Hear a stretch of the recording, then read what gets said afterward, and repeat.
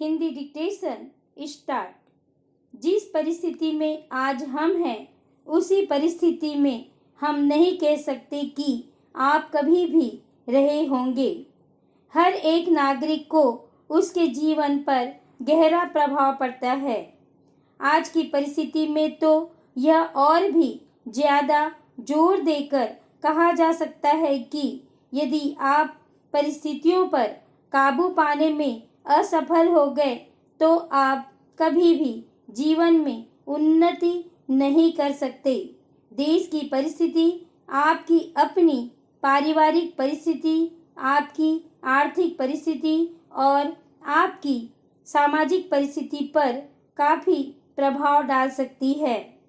जिस देश की राजनीतिक परिस्थितियां ठीक होती है, उस देश के नागरिकों की सामाजिक और आर्थिक परिस्थिति भी ठीक रहती है।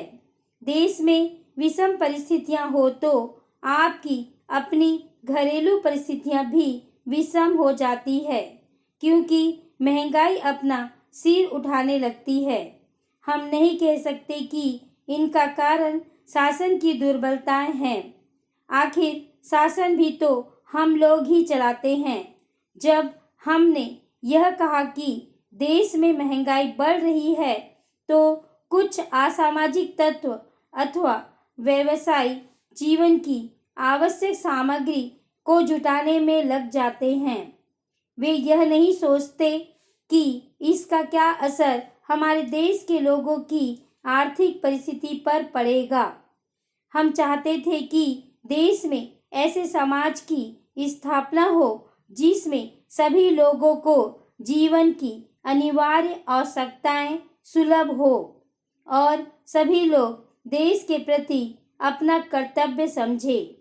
मैं इस संबंध में कहना चाहता हूं कि ऐसे समाज की कल्पना में अभी पर्याप्त समय लगेगा, क्योंकि मेरा निवेदन यह है कि जब तक देश से हम गरीबी को दूर नहीं करेंगे तब तक यह कल्पना साकार नहीं हो सकेगी।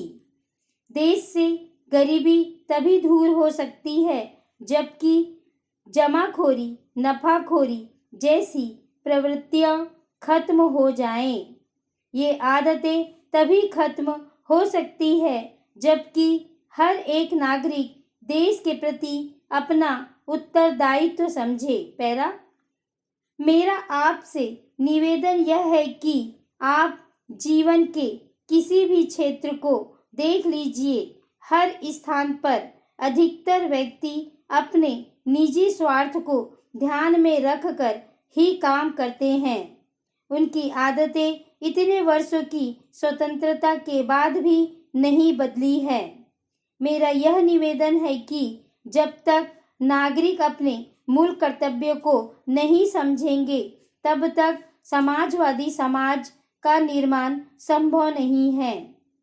मैं यह निवेदन करूंगा कि इस दिशा में पग उठाए जाने चाहिए और शिक्षा के लिए ऐसे पाठ्यक्रम तैयार किए जाएं जिनके द्वारा शिक्षा ग्रहण करने के पश्चात हमारे देश के नवयुवक और नवयुवतियां देश के प्रति, समाज के प्रति और अपने परिवार के प्रति अपने कर्तव्य एवं अपनी जिम्मेदारियों को अनुभव करें।